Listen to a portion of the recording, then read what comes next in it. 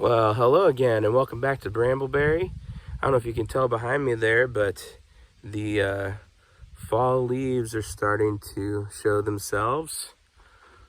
Maybe if I get out here, it gets bright for me, but the colors look a little better on the screen for you all. They are very pretty, but the fall colors means that it is cooling off. So we're making some preparations around here to weather the winter temperatures. This will be the first winter that we've stayed here full time. Last winter we came out, for maybe a few days at a time. For a while there, last winter, we were trying to keep water in the trailer and keep the furnace set really low while we were gone. That didn't work. Don't try that. We have batteries on our camper. That's what we were trying to run the furnace with, which is a propane furnace, but you have to run the blower. And if you have a lot of days without sun, then the little solar panel that's on top, it can't keep up with it. So we unfortunately had to deal with some frozen pipes and stuff last year and learned our lesson on that one. And this year we're trying to get ahead of it. It's going to be better, I think, because we're out here full time. But now that we've got a well, and we have our water coming from a frost-free spigot, we have to protect that from freezing because it's outside. So right now, what I'm getting ready to do is put some heat tape on our water pipe that's coming in and on our frost-free spigot, just to keep that from freezing up when we do get down into the lower temperatures. I looked online for RV heated hoses that are for this purpose. Man, they are like stupid expensive. I mean, it depends on what length you get, but we're talking in at least $100 plus range. If you get a longer one, it just goes up from there. The $100 one, I think, was probably maybe around a 20 foot, maybe 25. I don't remember. I kind of quit looking at them because they were just too pricey. And what's more, I saw like really bad reviews on them, like they were failing, not working like they should. And it may have been because people weren't using them correctly. I don't know. But it just kind of turned me off on the idea. So I started doing a little bit of research and decided, I think I want to do this my own way. As with anything you see on this channel, do your own research. I'm not an expert in any of this stuff. I'm just showing you what I'm doing. If you want to do it, that is on you. So you can reap the benefits and the rewards if they happen to be there, or you can fail like I fail sometimes. So here are a few of the components. I've got this Frost King. This is not paid advertisement or anything. This is just the one I got. It's a water pipe heat cable, and you can get these in several different lengths. This is the 21 to 25 foot version of this. I have some electrical tape here, and when I put the heat tape on the pipe, I will tape around it. Then I also have this insulation, this pipe insulation here, that I'm going to put around the pipe and the heat tape. And then I'm going to wrap some of this around there too. This is just, I guess it's aluminum tape. And I don't know if that's the best idea to use that, but I think that's what I'm going to try. So this is what the heat tape looks like. This is the thermostat sensor on it. Plugs in. It says you must put it in a GFCI protected. Obviously, it's an outdoor, or it's in a wet space, possibly because it's on a pipe.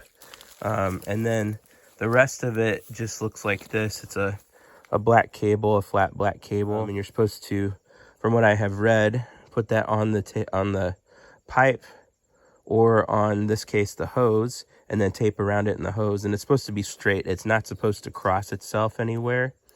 This is my hose here. I got a run of it coming all the way from the camper. I kind of don't need one that long, but that's what I've got, so that's what I'm going to use. And I'm hoping there's enough of this to wrap the hose and to wrap this frost-free spigot as well. So hopefully it'll heat that up a little and keep it from freezing. It is a frost-free spigot after all, but that doesn't count if you have water in it, because it will freeze if there's water in it. The way these things work, if you don't know, there's a little valve all the way down where the water line comes in at the bottom of this thing.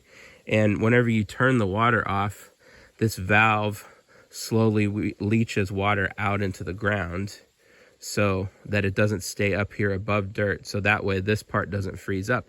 But if you have water in it constantly, like we plan on doing, then it will actually freeze if the temperatures get cold enough.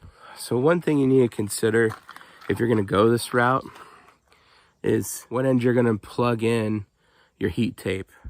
So if you look here, and it's not that long of a plug to get to the thermostat part.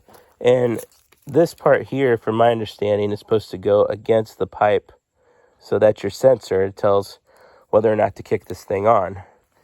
Well, if you have it, like, your camper's probably set up different than mine, but with ours, we have a little entry point here and our stuff's inside. I do have a plug right up here, which would be handy to be able to plug that in and run it down on the pipe. Problem is, then the thermostat is inside the camper and the temperature is going to be warmer in here. And I don't know if it matters so much because it's taking temperature of the pipe, but I think it would. So I don't want to do that. I think it would be better if I had it out here on that frost-free spigot to measure the temperature of that. I'm going to have it started out here and then probably run an extension cord over, and I'll just tape around the extension cord wherever I have the connection made, wherever it's plugged in. And over here on my solar shed, I do have an exterior GFCI protected outlet, so I can plug it in there. I don't think I need to put this all the way down because the water coming out of the ground is going to be above freezing because it is underground. So I'm going to put the sensor there. I don't know if this is the right way to do it. Like I said, do your own research. You do it the way you think is best.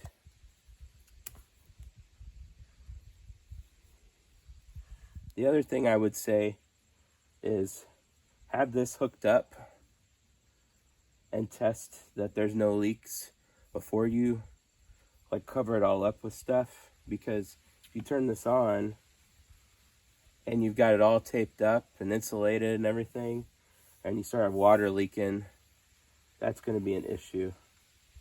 So you don't want that. So right now it's looking pretty good. I don't see anything leaking there. And see how that's got like a little, that's not going to do much good unless it's pushed up against there. So you make sure I got that pulled pretty tight. Probably need to put some more tape around that. Of course, I'll have insulation around it too, so that'll help as well. And you need to make sure that you're not blocking the operation of that thing. Kind of trying to keep it close, although it's doing this a little bit. I guess when I put insulation around, it won't matter much. But right now I'm going every foot or so, just wrapping it around.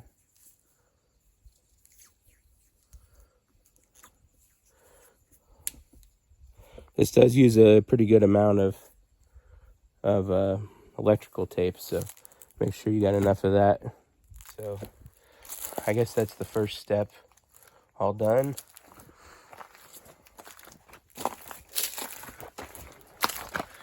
Made it all the way to right there, which is just under where it goes into our bay here. And I think that's going to be okay because we're going to have skirting up. And if the entire length of the hose is heated, then the water that's going through a foot of it there, probably going to be okay. And it's going into technically a heated space. I guess we'll find out if it's good enough. It is, I guess, 25 feet, just like my hose is. So that's why I was just a little bit short. It's because I started it on the frost-free spigot. But I'm more worried about that spigot freezing than I am that last little bit of hose that's going to be a little bit more protected than that is. So the other thing you might be asking, is my solar setup going to power this thing? The answer to that remains to be seen, but I think it's going to be okay because we are not running our air conditioner in the wintertime, and that's the biggest draw. It doesn't take much to run our propane heater. It takes propane, but electricity-wise, doesn't take hardly anything. Now, if we're using our electric space heater, then we might have to worry about that. But this thing actually, I don't think draws a whole lot of power. And since it has a thermostat on it, it's not running constantly. It just kicks on when it needs to, heats it up, and then it kicks back off. So that's going to be some power saving too, because it's not on all the time. And I may also not turn it on until I think there's a threat of freezing. You know, like right now we're in the 40s at night, so I'm not really worried about it. And I looked up the wattage on that heat tape, and it's 7 watts per foot. So that's a 24-foot long section of heat tape. And I believe that's 168 watts then at 7 watts per foot for this particular length. And you can get them in multiple lengths. So if you make your own and you want something with lower wattage and you don't need as long of a hose, then you can make a shorter one and it would dry even less. I thought about that for our application, but decided just give ourselves a little bit more flexibility with the length of the hose in case we want to, I don't know, move the camper or something. All right, next step is to put this insulative wrap on there. So I dug out a little dirt, so I'm going to push it down to the dirt.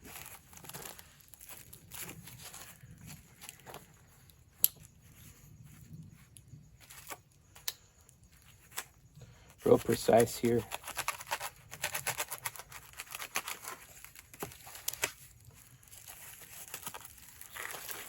And this does have adhesive in here, but I'm not too sure I trust it to stay stuck around this. So yeah, it's not even going around the whole thing because I got that cable in there, and this is a really thick pipe here. So this is where I'm going to use that other aluminum tape here.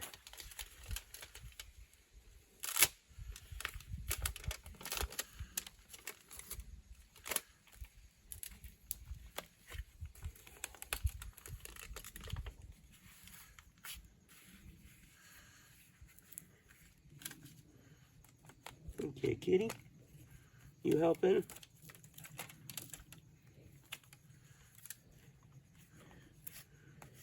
Knowing you use that as a scratching post.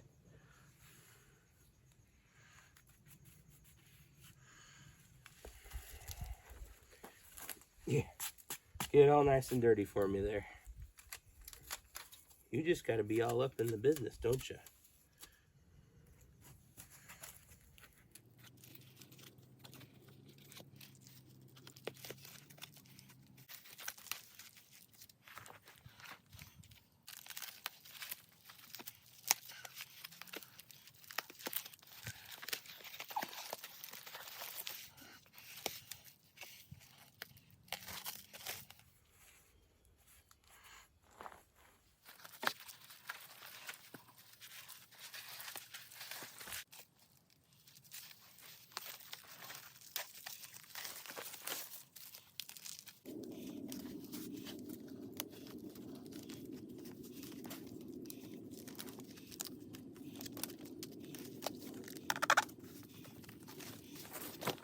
And here is the final product.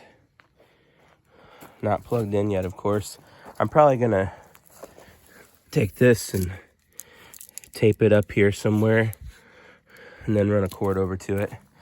That way it's not sitting down there in the dirt. I run it all out like this. And then for good measure, I just stuck a couple of pieces up in there of the foam. Don't know that I really need it inside there. And I thought about pushing this excess up under there. But the problem is that the last time I left a water hose curled up or coiled up under the camper, the rodents chewed holes in it. So don't really want that to happen again. And the other thing is you're not supposed to coil this heat tape up. It's supposed to be just a single strand. It's not supposed to cross. Otherwise it could burn it out, I think, or could overheat or something. I just got it kind of wrapped around there. I'm not sure I'm done insulating the top of the frost-free spigot, but I think I'm probably going to be okay with that. We'll see. But for now, I think we're good, you know, as the colder temperatures start to move in. If you wanted to know how to do your own DIY heated water pipe for an RV, there you go. But once again, do your own research. Don't take my word for it. Thanks for watching Brambleberry. Have a great day.